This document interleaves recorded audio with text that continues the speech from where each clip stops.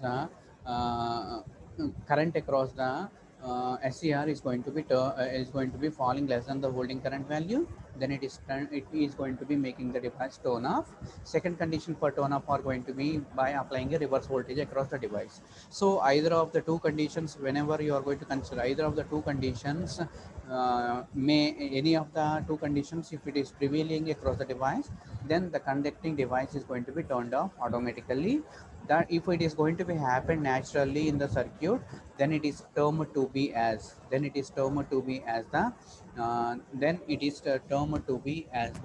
natural commutation. If it is not happened naturally, then we are going to make it happen forcibly. That is considered to be as a forced commutation. So this forced commutation is going to be by forcing the current across the device to zero, less than holding current, or by applying the reverse voltage across the device, isn't it? That is what we considered earlier, isn't it? Oh, so in the case of this turn off methods, in the commutation, in the forced combination, we are going to have around seven methods of turn off, isn't it? Class A commutation, Class B commutation, Class C, Class D, Class E, Class F. So sorry, six commutation methods. So out of these six commutation methods are going to be employed in the circuit whenever whenever there is a need for making the conducting device turn off. Okay, so when this could be considered, when this natural forced commutation could be considered means, mostly it is going to be employed in the uh, switching devices operating for the DC voltages. Okay, so in the case of this DC voltages, what will happen means, in the case of this DC voltages, always the power is going to be constant. That means you are going to have a constant voltage and a constant current. Okay, so what will happen? It will never become zero. The voltage will never become zero, and the current is going to be drawn by whenever the device comes to the conduction. So at that case, there will be, once the device comes to the conduction, there is a no chance for this. Okay, so then earlier, when in the earlier previously, I asked a question related to this. What is the importance of the gate signal? What is the importance of the gate signal whenever the device is going to be in the conduction?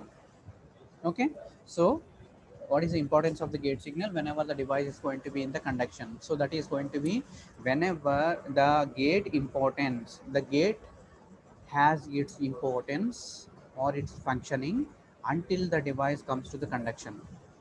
Okay, this is going to be a key point. Whenever you are going to consider the gate has the importance specifically in the case of an SCR. But coming to the other devices like MOSFET or IGBT or some other devices, there the gate is going to have a control over complete operation. Okay, but in the case of this SCR, what it is going to be happen means, in the case of SCR, whenever a gate signal is going to be applied, the device comes to the conduction. Okay, so whenever the device comes to the conduction, the gate loses its control. Gate is going to lose its control. Okay, so that is going to, whenever so as the gate is going to lose its control, there is no uh, what we can say, um, there is no use of providing the gate signal continuously. So for a fraction of time, if the gate signal is provided for an SCR, it comes to the conduction.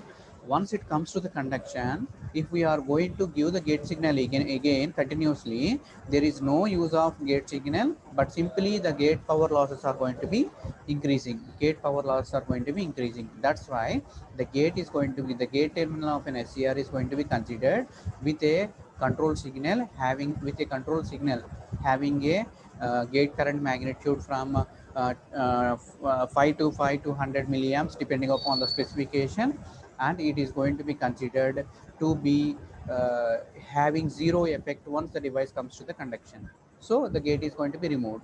Okay, but coming to these MOSFETs or IGBTs, they are going to be the fully controlled devices. So what happens in this case of MOSFET means, it is going to be a voltage control device. We are going to apply a gate pulse.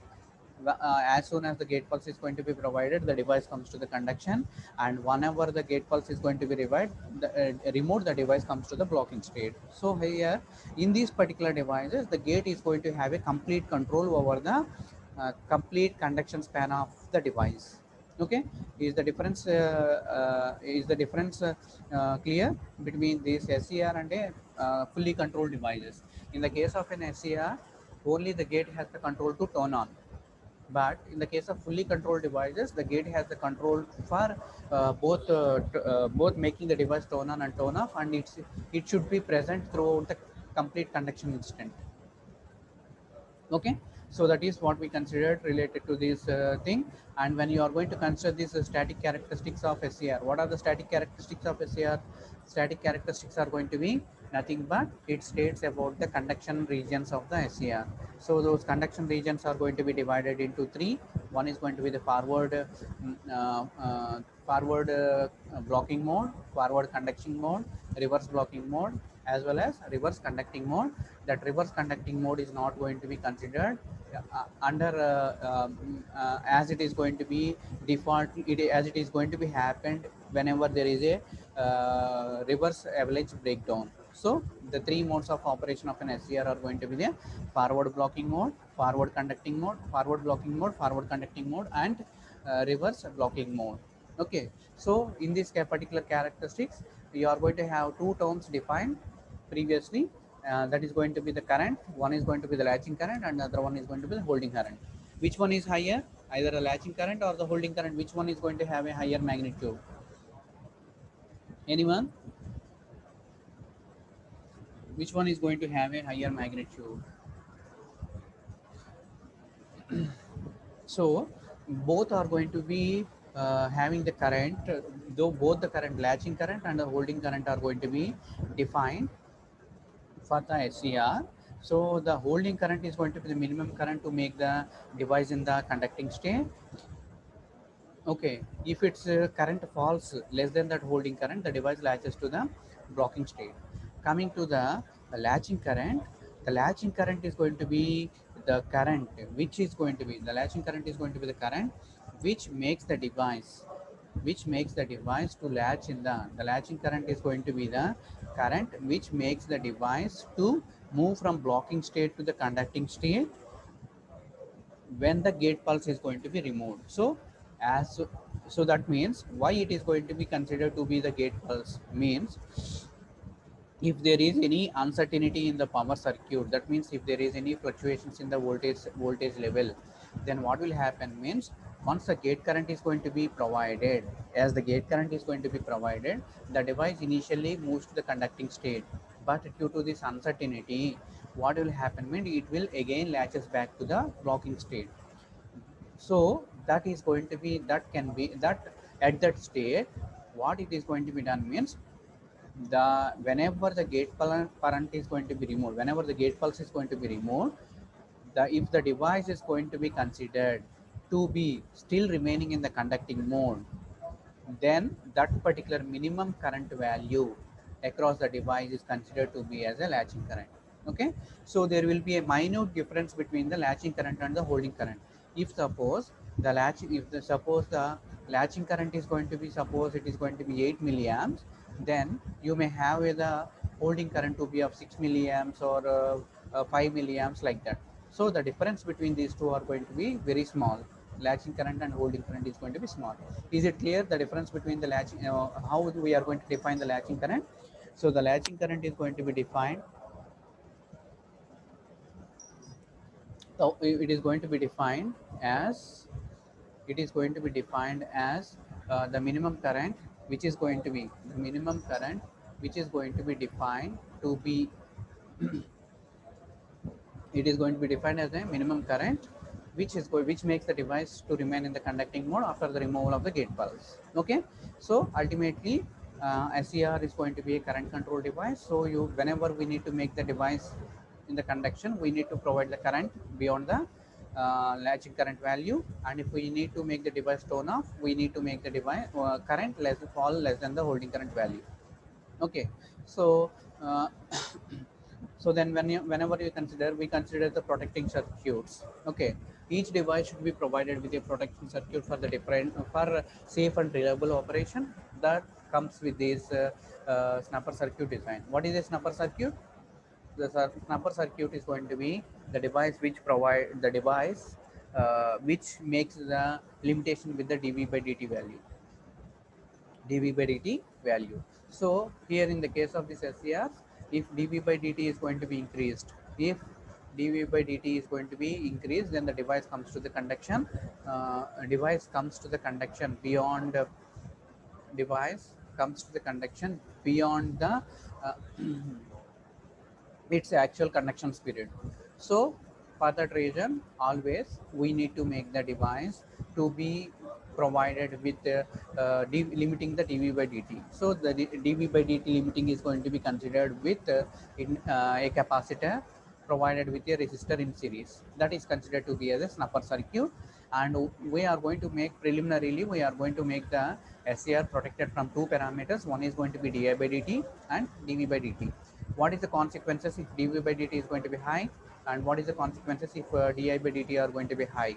Means dv by dt, if dv by dt is going to be high, it makes the device to latch from blocking state to the conducting state. Okay, then if we consider this di by dt value, that di by dt value, if it is going to be high than the nominal value, then what it is going to do means it is simply going to make the device overheat. So by creating the local hotspot, and due to that particular overheat, the device is going to be damaged completely. So as we need to consider the safe and reliable operation for the SCR, what we need to do means we need to make the protection over dv by dt, as well as we need to make the protection as of dv by dt, dv by dt and di by dt. Okay, so then whenever you are going to consider this is preliminarily related to the topics which we considered in the first unit, that is going to be power semiconductor devices, isn't it? Okay, so here we are going to consider this is going to be completely related to the operation characteristics, and one more thing is we are going to consider the static characteristics and the turn on and turn off characteristics, isn't it? So what it is going to give, what is the information provided by the static characteristics? What information does the static characteristics of SCR provides? So the static characteristics of SCR provides simply the state of the SCR. So SCR, in which conducting region, in which region the SCR is going to be presently lying. So it may be forward blocking mode, forward conducting mode, or reverse blocking mode. Okay, so this information is going to be provided by the static characteristics. But coming to this dynamic characteristics or tone on and tone off characteristics,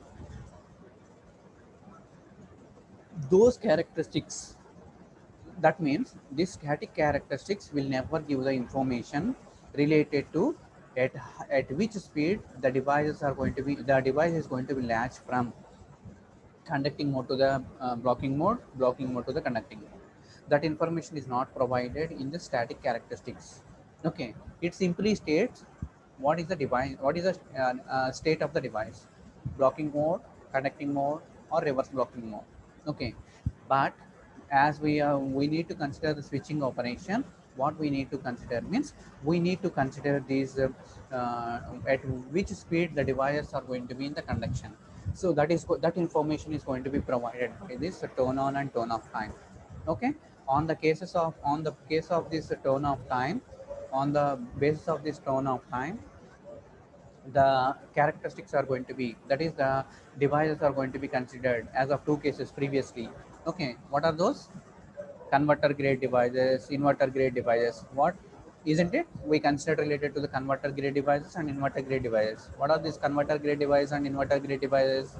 So the devices which are going to have the turn off time from 0 to 50 microseconds, 0 to 50 microseconds. So the devices are going to be classified to be as converter grade and inverter grade depending upon the turn off time. So the turn off time is going to be 0 to 50 or 50 to 100. So whenever you are going to consider this 0 to 50, those are considered to be as a fast switching devices or considered to be as an inverter grade devices. And the devices which are going to have the tone of time from 50 to 100, 50 to 100 are going to be called as a slow switching devices or converter grade devices. Okay, fast switching or inverter, slow switching are going to be inverter grade devices. Okay, so that is at which speed the devices are going to be latching from off state to the on state and on state to the off state. That information is going to be provided by this dynamic characteristics. Okay, so in this dynamic characteristics you are going to consider this tone off characteristics and tone on characteristics. Tone on characteristics is going to be summed up with three: rise time, delay time, rise time, spread time, isn't it? TD, TR, TS, isn't it? So the sum of T on is equal to delay time, rise time, and spread time. Okay, coming to this turn of time, the turn of time is going to be subcategorized to two. One is going to be the gate recovery turn off, and the other one, so one is going to be the recovery turn off, and the other one is going to be gate recovery turn off, isn't it? So the TRR, recovery time period, and TGR. So recovery time period is going to be nothing but it is it it is going to recovery time period is going to be nothing but it is going to make the the outer charge carriers to recombine. So whenever the device is capable of blocking the voltage means completely the inner trapper charge carriers, whenever the inner trapper charge carriers are going to be completely undergo recombination, then only the turn off is going to be completed. So that is going to be TRR plus TGR, that is going to be the turn off time. Okay, so that is going to be related to these topics what we considered in the first unit. Okay, then coming to the second unit, this is going to be, so this first unit is going to be completely related to the device, and the second later units are going to be completely related to the applications. Okay, so these applications are going to be, that means these devices are going to be employed either for converting from AC to DC, AC to AC to DC, DC to DC, or AC to AC, like that, DC to AC or AC to AC. These are going to be the basic conversions capable or provided with the power electronic devices. Okay, so here whenever you are going to consider this, in this case we are going to consider the AC to DC. In this case we are going to consider the AC to DC. So in this AC to DC are going to be nothing but they are termed to be as a rectifiers. AC to DC are going to be nothing but they are going to be termed to be as a rectifier. So these rectifiers are going to be, these rectifiers are going to be nothing but converting the available AC voltage to that of DC. What are the applications for this DC? What are the applications? Means majorly they are going to be employed in the case of traction vehicles, in the speed controls, everything. Whenever the universally AC is going to be available, as universally AC is going to be available, we are going to simply going to convert. We are simply going to convert the available AC to DC depending for the numerous applications. Okay, so single phase are going to be, so here this AC to DC are going to be classified to be as of two. One is going to be the depending upon the power requirement based on the application. They are going to be, first one they are going to be called as uh, uh, below 10 kilowatt. Okay, so the applications 10 or less than 5 kilowatt or 6 kilowatt, that is going to be provided successfully operated by a single phase converter. And we are going to consider we are going to consider we are going to consider the other, that is going to be uh, second one is going to be the three phase converters. Okay, in the first phase, in the single phase converters, what you are going to consider means the single phase converters are going to be uh, providing the operation for a 3 to 5 kilowatt, like that. And beyond that we are going to consider these three phase converters. Mostly these three phase converters are going to be employed in the industrial applications. Okay, so that is related to these rectifiers. So whenever you are going to consider these rectifiers, so here in the case of rectifiers, the preliminary thing is the first one is going to be midpoint half wave. Okay, so here you are going to have different terms: half wave, full wave. Okay, bridge, continuous conduction, discontinuous conduction, effect of source inductance, Next, single phase fully controlled rectifier, single phase fully controlled rectifier with continuous conduction. How these device, how these are going to be termed, and what is the difference between each device? That should be known well. Okay, so whenever you are going to consider this wave application, wave rectifiers, so here in the case of single phase half wave controlled rectifier, this controller controlled is going to be nothing but it is going to be, you are going to get an output voltage to be controlled. You are going to have an output voltage to be of control. Okay, so for this particular controllability, what we need to do means we need to place a control switch. We need to place a power electronic semiconductor switch. Okay, so then moving to the preceding term, that is going to be half wave. So that means out of the total input provided cycle, half of the wave is to be rectified to DC. So here in this case, only one device is going to be employed. Okay, coming to this particular thing, it is also going to be controlled rectifier. So in the case of this controlled rectifier, what we need to do? In the case of this control rectifier, what we need to do means simply we we are going to place the power electronic device. We are going to place this power electronic device. That power electronic device should control or should rectify both the waves of the AC. So that is full wave.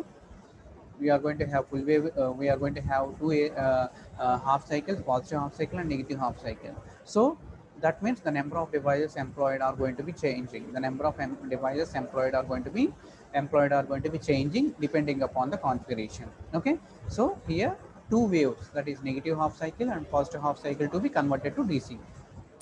Okay, coming to this, this is going to be happened in two cases. One is going to be on two configuration. One is going to be the center tapped configuration, and other one is going to be bridge configuration.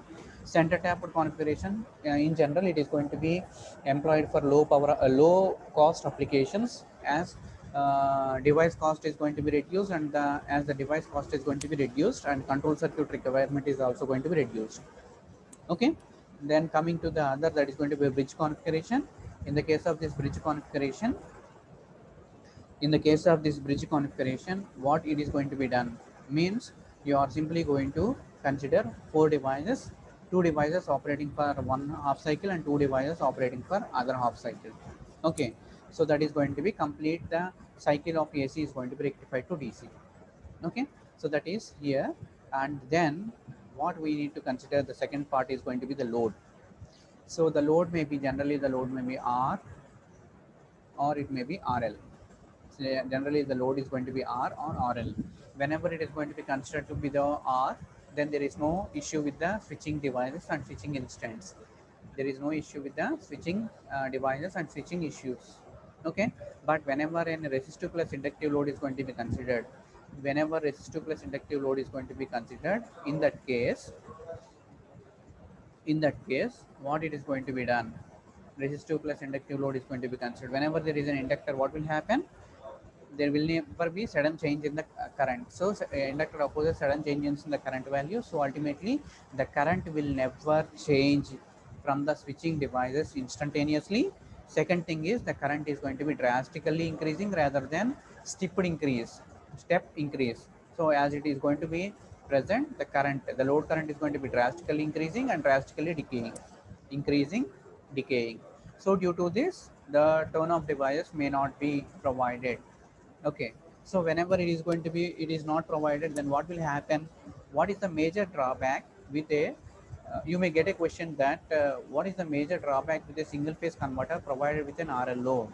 Means whenever an RL load is going to be considered, the mean output voltage is going to be reduced. The first drawback is going to be the mean output voltage is going to be reduced. So whatever the voltage magnitude provided for an input, whatever the output magnitude provided for whatever the output voltage provided for provided for a magnitude of 100 volts maximum as an input Vm.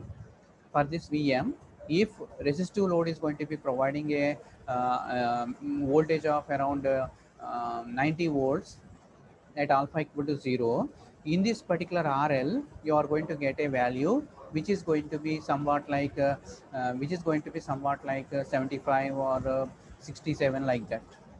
Okay, that depends upon this resistance value, inductance value. Okay, so the major drawback with this RL load, the major drawback with this RL load is going to be the mean average value is going to be reduced from the converter is going to be reduced to overcome this. And second drawback with this is going to be the switching instants are going to be deferred. Switching instants are going to be deferred uh, to compensate this. What we are going to consider means we are going to consider a freewheeling diode. We are going to consider this freewheeling diode for resistive loads. So one thing to be remembered is freewheeling diodes are going to be employed for RL loads, just for RL loads. If we are going to place this freewheeling diode for a resistive load, there is no use for the resistive load. Okay, so that is related to completely related to these single phase converters.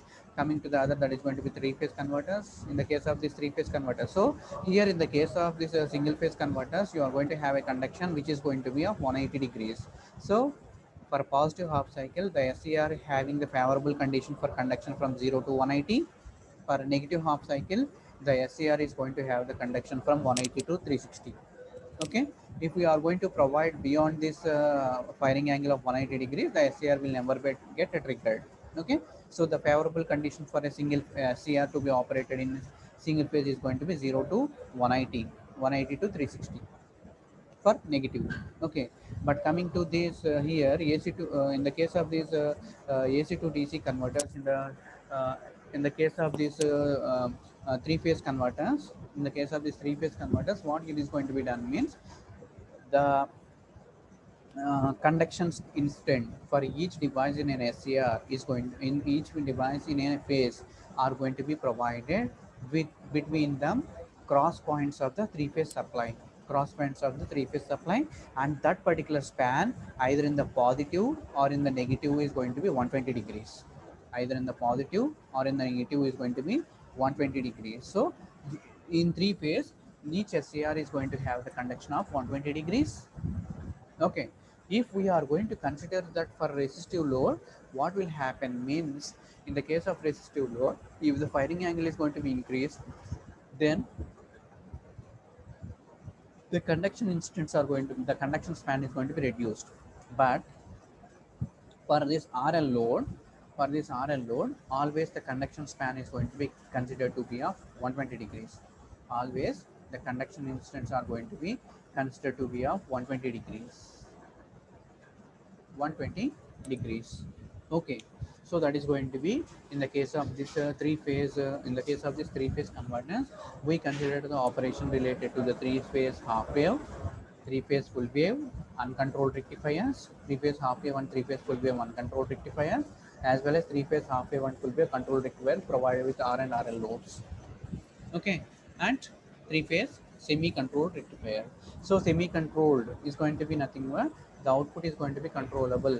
The output is going to be controllable in the output is going to be controllable in just for a limited value. That may be either positive only, negative is not going to be controlled. In that case, it is going to be considered to be as a semi controlled. So the semi controlled combination is going to be always with diodes and SCRs, three SCRs and three diodes for a three phase converter. Okay, so this is briefly related to the topics what we considered earlier, coming to this third unit. So whenever you are going to consider here, we are at present we need to consider this continuous conduction mode and discontinuous conduction mode, and discontinuous conduction mode. In the DC to DC conversion, we consider this, and we need to consider this volt sec balance in, okay, volt second balance, and forward and flyback converters. Okay, so that we will consider in the next session. Okay, so then one second.